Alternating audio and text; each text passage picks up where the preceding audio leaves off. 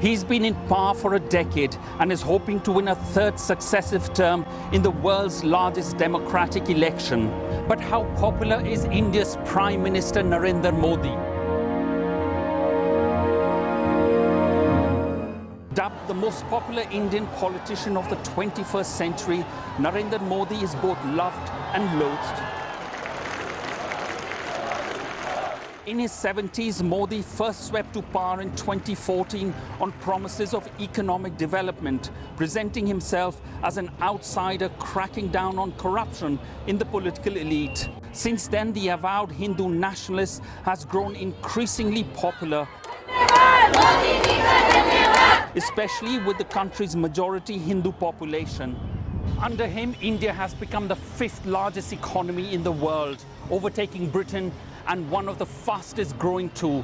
It has emerged as a global power and a counterweight to China. Bhajpa का संकल्प भारत को दुनिया के हर उभरते हुए सेक्टर्स का ग्लोबल हब बनाने का है. But his time in office has been marked by rising unemployment, inflation, inequality, and attacks by Hindu nationalists against minorities, particularly Muslims, and what some say a shrinking space for dissent and free media. Critics refer to him as an authoritarian and polarizing politician who could threaten India's status as a secular and democratic nation.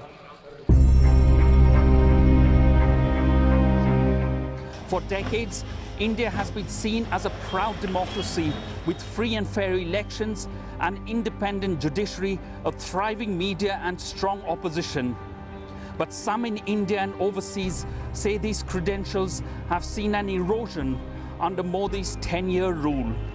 I don't think democracy has been as much at risk. The constitution has been as much at risk as it is today.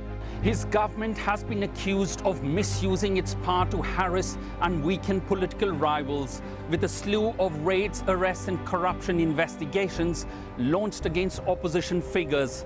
Dozens of opposition politicians remain under investigation or in jail.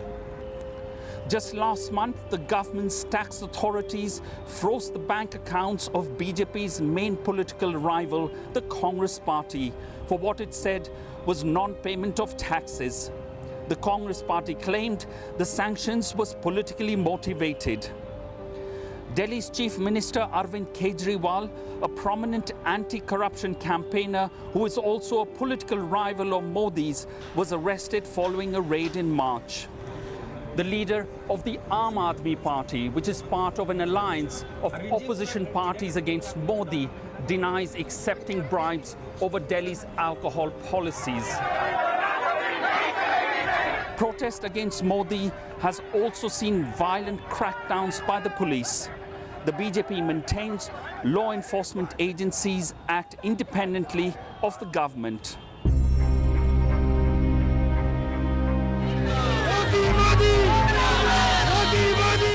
Christian देश भी है, Muslim country भी है, एक हमारा देश क्या जहां हिंदुओं की संख्या ज्यादा है और तो क्यों नहीं हिंदू देश बनना चाहिए? Modi's party believes that India needs to champion its Hindu background and traditions more as the world's largest Hindu majority nation. They argue that India's colonial history led to a form of cultural subservience or slave mentality, and that the country needs to champion its heritage proudly as befits its status as a leading world power. Many feel that's come at the expense of citizens from a diverse range of ethnic minorities, especially Muslims, which make up 14% of the population.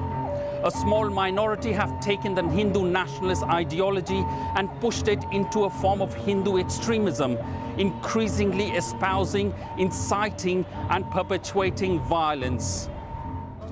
Critics say Modi's silence over the many instances of lynching of Muslim men for allegedly trading in cow meat, love jihad, a theory in which Muslim men are thought to be engaging in a conspiracy to convert Hindu women, is deafening. During his second term, critics alleged that a number of states where the BJP are in power, the administration looks the other way when right-wing organizations perpetuate atrocities on minorities, a sort of tacit support to these mobs. In 2019, Modi's government revoked the special status of Kashmir, the country's only Muslim majority state.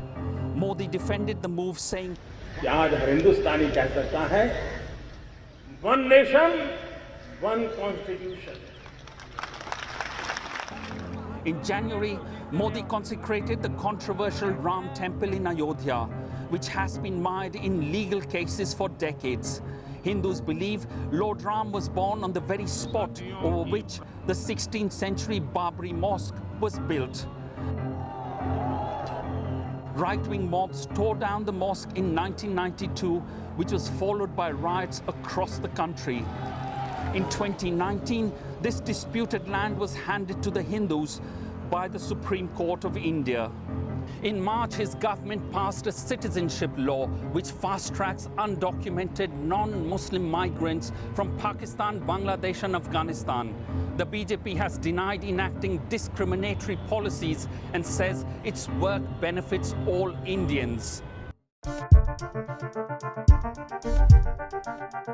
India's general election pits Prime Minister Modi against a broad alliance of opposition parties that are struggling to play catch-up. The alliance includes over a dozen regional parties led by Rahul Gandhi's Indian National Congress Party. It has come together under a front called India, or the Indian National Development Inclusive Alliance, to deny Modi a third straight election victory. While the group has fielded a single primary candidate in most constituencies, it has been riven by ideological differences and personality clashes, and has not yet decided on its candidate for Prime Minister. Most surveys suggest Modi is likely to win comfortably. Another victory for the BJP would cement Modi as one of the country's most popular and important leaders. It would follow 2019's electoral triumph when the BJP secured an absolute majority with 303 parliamentary seats against the 52 held by the Congress Party. The big question this time, could the BJP and its allies secure enough seats for them to be able to make changes in the constitution? A fear that many believe go against the very concept the country was created upon.